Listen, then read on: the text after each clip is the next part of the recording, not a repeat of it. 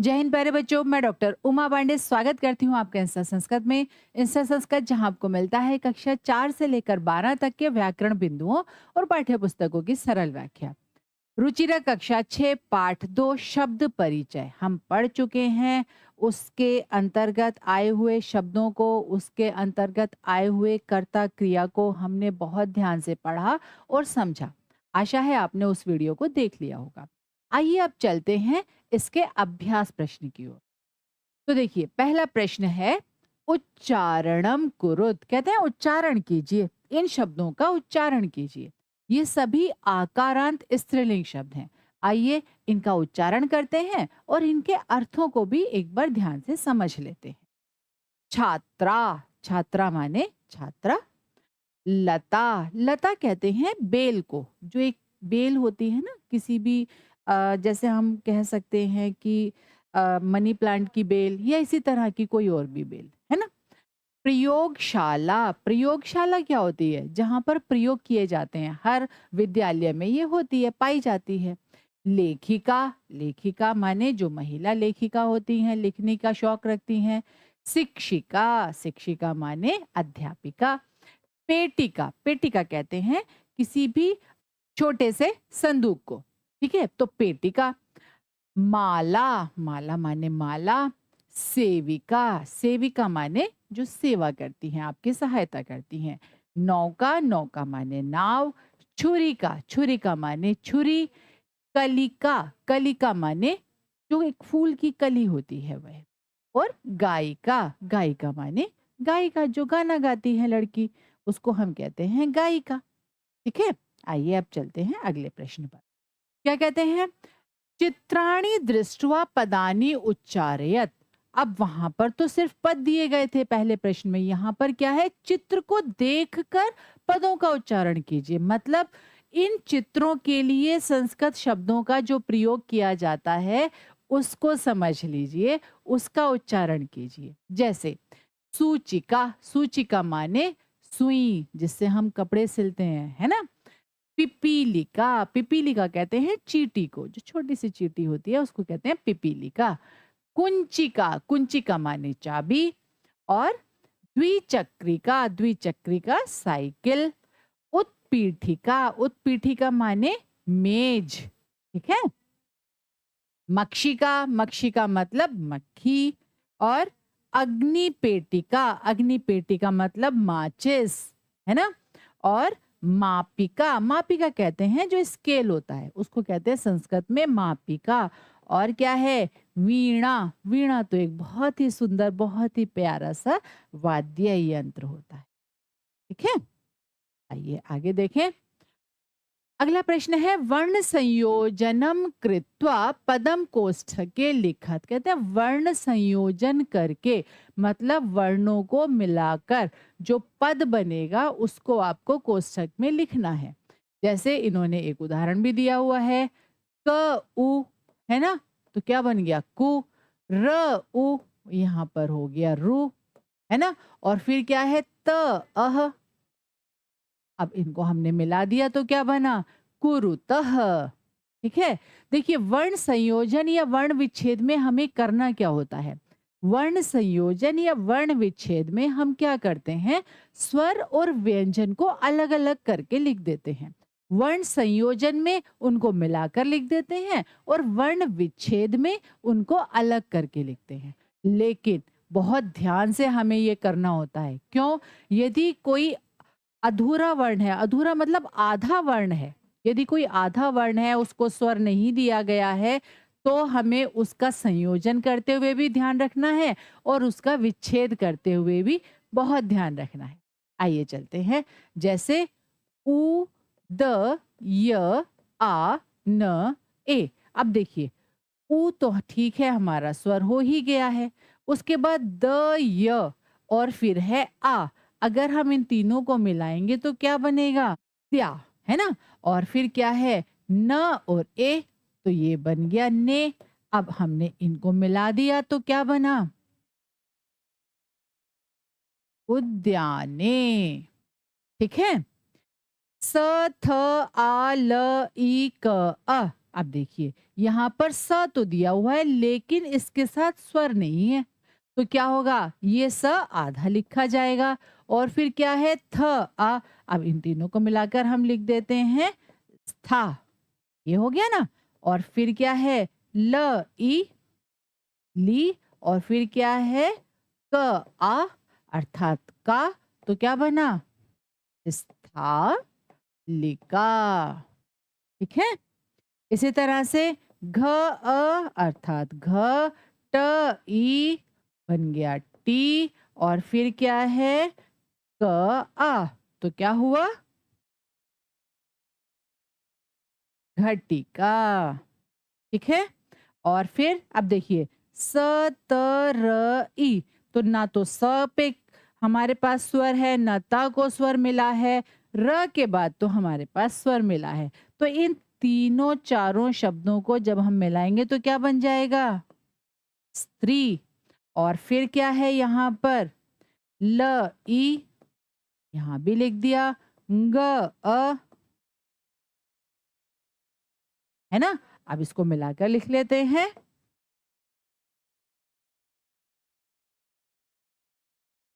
स्त्रीलिंग। ठीक है। म अ प ई क अ, म अ अर्थात ये बन गया माँ, प ई पी, और क आ तो का। अब यहाँ देखते हैं क्या बनेगा, मापिका। मापिका माने जिससे हम नापते हैं, अर्थात स्केल। ठीक है। चलिए आगे देखें। अगला प्रश्न कहता है पदानाम वर्ण विच्छेदम प्रदर्शयत। कहते हैं पदों का वर्ण विच्छेद बता दीजिए। यहाँ पर अभी इससे पहले हमने क्या किया था, वर्ण संयोजन। और अब हम क्या करने वाले हैं, पदानाम वर्ण विच्छेदम, मतलब पदों का वर्ण विच्छेद। पहले हमने क्या किया था, स्वर और व्यंजन जो थे उनको मिलाकर लिखा था। अब हमें शब्द को देखना है, पद को देखना है और अलग अलग उसको लिखना है। एक उदाहरण भी दिया हुआ है, कोकिले। तो जैसे इसका वर्ण विच्छेद क्या है, क ओ क ई ल ए। तो क्या बना, कोकिले। इसी तरह से चटके, तो क्या होगा, च धन अ, धन ट, धन अ, धन क, धन ए। तो क्या बन गया, चटके। ठीक है। इसी तरह से धाविका, क्या होगा, ध धन आ, धन व, धन ई, धन क, धन आ, धाविका। ठीक है। और फिर क्या है, कुंचिका। तो देखिए, क धन उ, धन य, धन च, धन ई, धन क, धन आ।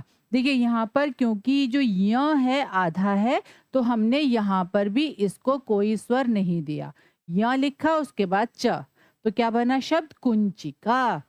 इसी तरह से खटवा। अब देखिए ट पर हलंत है, इसका मतलब ट पर भी यहाँ पर हम स्वर नहीं देने वाले हैं। तो क्या होगा, फ धन अ, धन ट, धन व, धन आ, खटवा। ठीक है। इसी तरह छुरी का क्या होगा, छ धन उ, धन र, धन ई, है ना,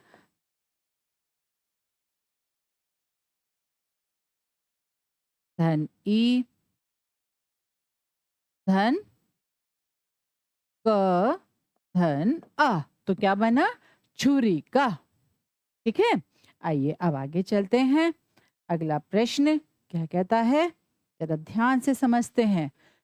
चित्रम दृष्टवा संस्कृत पदम लिखत। अब हमें क्या करना है, चित्र को देखकर क्या करना है, इसके लिए प्रयोग होने वाला संस्कृत शब्द लिखना है।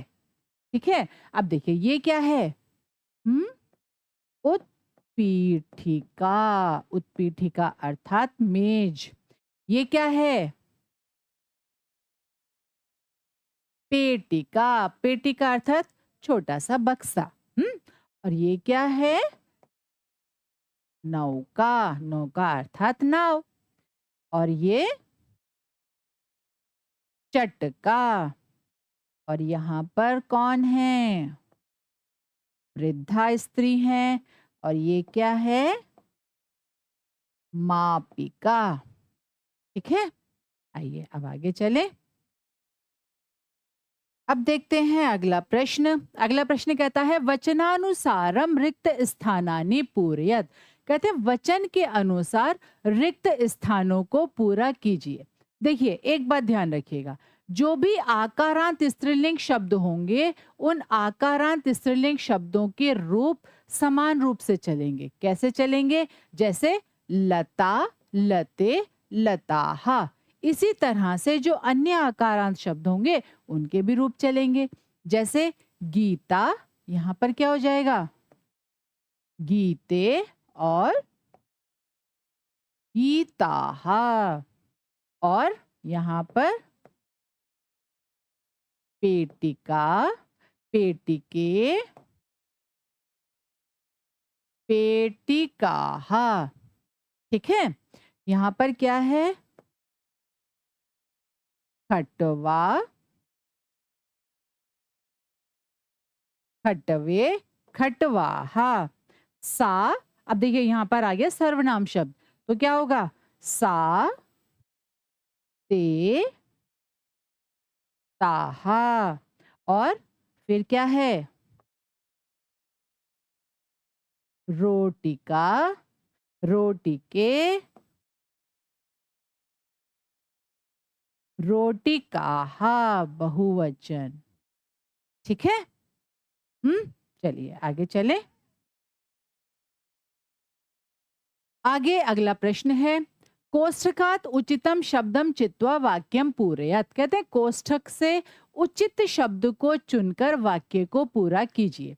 तो क्या है, यहाँ पर रिक्त स्थान दिए गए हैं और साथ में कोष्ठक में कुछ शब्द दिए गए हैं। हमें क्या करना है? जो सही शब्द होगा, मतलब अब हम सही शब्द कैसे पहचानेंगे? सही शब्द हम पहचानेंगे यहाँ पर दी गई क्रिया को देखकर। यदि हमारी क्रिया एक वचन की है तो हम यहाँ से एक वचन के शब्द को चुनेंगे। क्रिया यदि हमारी द्विवचन की है तो हम द्विवचन के शब्द को चुन लेंगे। और क्रिया यदि हमारी बहुवचन की है तो हम बहुवचन के शब्द को चुनेंगे। क्या है यहाँ पर इस प्रश्न में मुख्य रूप से क्या बताने की कोशिश की गई है?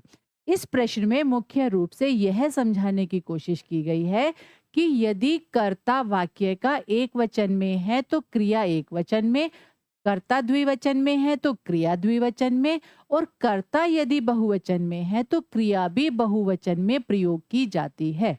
जैसे देखिए बालिका पठती। अब देखिए बालिका जो है एक वचन है ना? तो यहाँ पर क्या है? पठती एक वचन की क्रिया है। इन दोनों में से बालिका को चुन लिया गया है। ठीक है, आगे हम देखते हैं चरतः। चरतः द्विवचन का कर्ता क्रिया है यहाँ पर, तो क्या होगा? अजय, अजय चरतः। दो बकरियां चरती हैं। संति बहुवचन, तो यहाँ पर क्या आएगा? द्विचक्रिकाहा।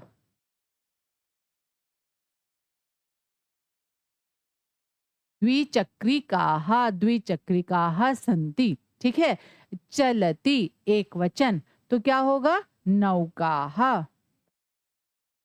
नौका है ना, नौकाहा नहीं नौका एक वचन। ठीक है, इसी तरह से अस्ति एक वचन, तो यहाँ पर क्या आ जाएगा? सूचिका। सूचिका माने सुई, अस्थि माने है, सुई है। एक सुई के बारे में बात हो रही है क्योंकि अस्थि एक वचन की क्रिया है।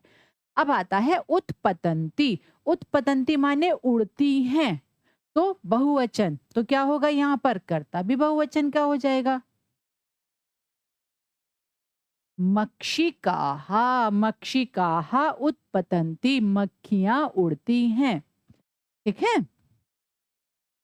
चलिए आगे देखें। अब कहते हैं सा ते ताहा इत्यतेभ्य उचितम सर्वनाम पदम चित्वा रिक्त स्थानानि पूरयत। कहते हैं सा ते ताहा, इनमें से उचित सर्वनाम पद को चुनकर रिक्त स्थानों को पूरा कीजिए। क्या करना है? यहाँ पर वाक्य दिए गए हैं, हमें क्या करना है? हमें जो कर्ता है वाक्य के, उनके स्थान पर सर्वनाम शब्दों का प्रयोग करना है। नियम वही है, कर्ता यदि एक वचन है तो सर्वनाम शब्द भी एक वचन होगा, कर्ता यदि द्विवचन है तो सर्वनाम शब्द भी द्विवचन का होगा, कर्ता यदि बहुवचन है तो सर्वनाम शब्द भी बहुवचन का ही प्रयोग करेंगे। ठीक, जैसे लता अस्ति, तो क्या हुआ? सा अस्ति, एक वचन है तो हमने एक वचन के सर्वनाम शब्द का यहाँ पर प्रयोग किया। ठीक है, जैसे महिलाहा धावन्ति, महिलाहा बहुवचन, तो हमने यहाँ पर क्या किया? ताहा, ताहा धावन्ति। सुधा वदति, एक लड़की है तो हमने क्या कहा? सा वदति। जवनिके दौलतः, जवनिके द्विवचन, तो क्या होगा? ते दौलतः। ठीक है, पिपीलिकाः चलन्ति, पिपीलिकाः बहुवचन अर्थात ताः। और चटके कूजतः द्विवचन, चटके, तो क्या होगा? ते कूजतः। ठीक है, समझ आया? चलिए आगे देखें। आगे अगला प्रश्न है हमारा, मंजूषातः कर्तृपदम चित्वा रिक्त स्थानानि पूरयत। तो यहाँ पर हमें क्या करना है? मंजूषा से यहाँ पर कर्ता को चुनकर रिक्त स्थानों को पूरा करना है। क्या ध्यान रखना है हमें यहाँ पर? हमें क्रिया दी गई है, क्रिया के अनुसार हमें कर्ता को चुनना है। क्रिया यदि हमारी एक वचन है तो कर्ता भी एक वचन होगा, क्रिया यदि हमारी द्विवचन है तो कर्ता भी द्विवचन होगा, और क्रिया यदि हमारी बहुवचन है तो क्रिया भी बहुवचन की होगी। ये ध्यान रखते हुए हम इस प्रश्न को हल करने वाले हैं। देखिए, संति माने है मतलब बहुवचन की क्रिया, तो क्या हो सकता है यहाँ पर? लेखिका, बालकः, सिंहाहा, सिंहाहा हो सकता है बहुवचन है, लेकिन अगर हम इस प्रश्न को और भी देखें नीचे तक तो गर्जंती, तो मुझे लगता है सिंहा तो यहाँ पर होना चाहिए। फिर क्या है? त्रिचक्रिका और पुष्पमाला, तो यहाँ क्या होगा? फिर क्या आना चाहिए यहाँ पर? पुष्प माला, पुष्पमालाएं हैं। ठीक है, उसके बाद क्या है? यहाँ क्या आएगा? पश्यति, तो बालकः, बालक देखता है। ठीक है, एक वचन की क्रिया है तो हमने क्या किया? एक वचन के कर्ता का प्रयोग कर लिया। फिर क्या है? लिखति, कौन लिखता है? लेखिका, लेखिका जिनका तो काम है लिखना, लेखिका लिखती, है ना? उसके बाद क्या है? गर्जंती, अब यहाँ पर क्या आ जाएगा हमारा? सिंहाहा, सिंहाहा शेर गरजते हैं, है ना? और फिर क्या है? चलती, क्या चलती? त्रिचक्रिका, त्रिचक्रिका चलती। ठीक है, चलिए अब चलते हैं अगले प्रश्न की तरफ। अगला प्रश्न है हमारा, मंजुषातः कर्तृपदानुसारम क्रियापदम चित्वा रिक्त स्थानानि पूरयत। कहते हैं मंजूषा में क्या करना है आपको? मंजूषा से कर्तृपद के अनुसार, ये पहले वाक्य में जो हमारा पहला प्रश्न था उसमें हमें क्रियाएं दी गई थी, यहाँ पर हमें कर्ता दिए गए हैं और यहाँ हमें कर्ता के अनुसार क्रिया को चुनकर लिखना है। नियम फिर भी वही रहने वाला है, क्या? एक वचन का कर्ता एक वचन की क्रिया, बहुवचन का कर्ता बहुवचन की क्रिया, द्विवचन का कर्ता तो द्विवचन की क्रिया। ठीक है, अब देखिए जैसे सौम्या, तो क्या होगा? सौम्या नृत्यति, है ना? सौम्या नृत्य करती है। चटके, चटके दो चिड़ियाएं क्या करती हैं? विहरतः, घूमती हैं। चटके विहरतः। बालिके, दो बालिकाएं क्या करती हैं?